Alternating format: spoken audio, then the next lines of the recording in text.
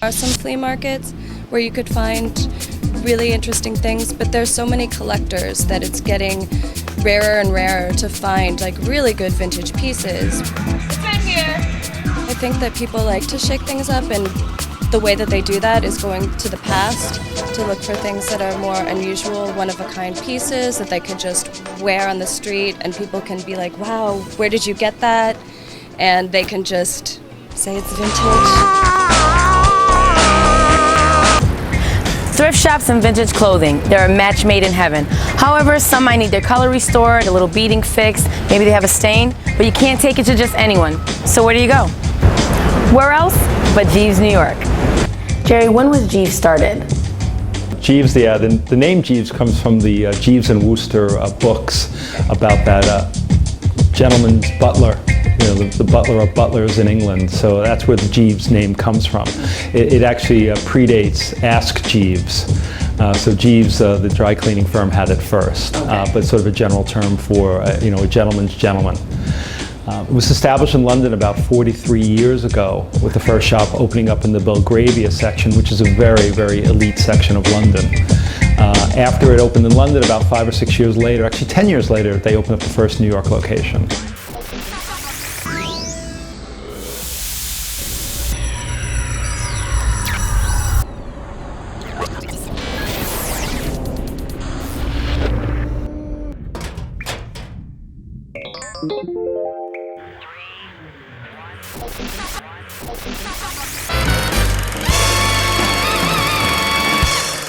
You're very welcome to American Rag Warehouse,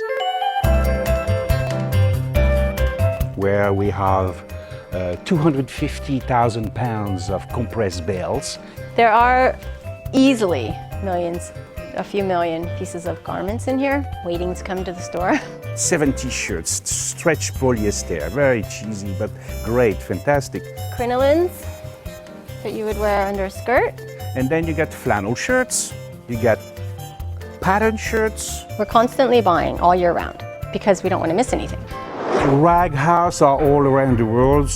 We buying rags in Europe, in Holland, Germany, France. Search through the clothes, pick out the best things that they have to offer, have them shipped back to us in our warehouse. I have to go to the cleaner right away to be in a store. It's a long process. I mean, if you've got a stain there, it's a no-no. Jerry, what's some advice you could give us on fabric preservation? Vintage clothing have a whole host of issues. The first thing should be condition of the garment before it's bought. So if you're buying vintage, if someone had put a vintage piece away 30 years ago and it had gotten something on it, perhaps champagne or white wine, those are going to manifest themselves as yellow stains that are almost impossible to remove. Another thing to look at is the condition of the fabric. If the fabric is sturdy, it can be repaired, but a lot of times if something has been stored in the attic for ages, it's going to be dry rotten. So you've got to kind of pull the fabric a little bit and see if it's really fragile. If it's tearing, then it's probably a piece that you want to pass on. Did you know that there's 30,000 thrift shops located all throughout the United States, and it's quickly becoming a billion-dollar business? But the hidden gems are right here in Williamsburg, Brooklyn, so stay tuned. I think people need clothes. It can help people, instead of looking like a clone or a cipher in this. People have never looked so dreadful, ever. If you buy something that really suits you, it talks about your character and your personality. And it's like, yeah, there's that guy again who's got that great coat, but with that amazing hairstyle. And, it's good rather than, these anonymous people who, you don't even bother to focus on them. I see a lot of ironic style, especially walking around Williamsburg. I'm glad that people are kind of ready to make fun of themselves a little bit. I think that's really important in dressing up. I think you should be ready to just poke a little bit of fun at yourself and not be too serious, and just be ready to look a little silly. These days, thrift shops no longer are reserved for the underground crowd. They now appeal to the masses. I think vintage shopping in New York is great. Or a t-shirt that has a logo on it or says something cool is usually what I pick up. I'm just looking for garments that are just in good vintage condition. and anything that's just very retro or floral and feminine. Monk's is one of my favorite places to shop. They have everything from vintage shoes to vintage bicycles.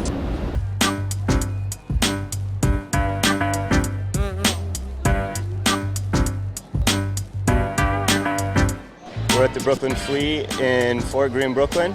I would say it is one of the best curated flea markets that I've seen. Well, you know what? If you look at the blogs, if you look at Saks, if you look in the major department stores, everything that they're inspired by, especially now, you can find at the Brooklyn Flea. I mean, we do our shopping here, either with the stuff that we find or the other people have. Buffalo Exchange is a nationwide thrift shop. What's really cool and unique is that they use new and recycled fashion. Vintage is cool. Vintage sets you apart from everybody else. If you look at the rack of shirts or pants, there is not two pieces the same. So the person who's going to buy this pants is going to say, I'm the only one to wear this one. It's been fun trying to find hidden treasures here in the thrift shops in New York City. But there are hidden gems located all across the United States.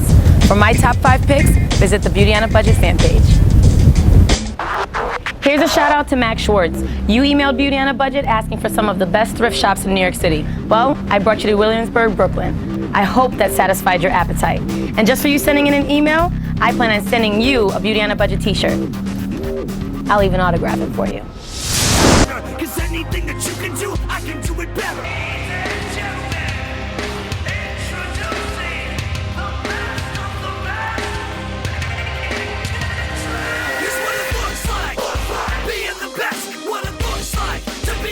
Of the breast, what it looks like. Being the best, what it looks like. To be a cut up of the breast. Oh, jump in the water, time to get a little wetter. 'Cause anything that you can do, I can do it better. I'm never gonna rest if it's less than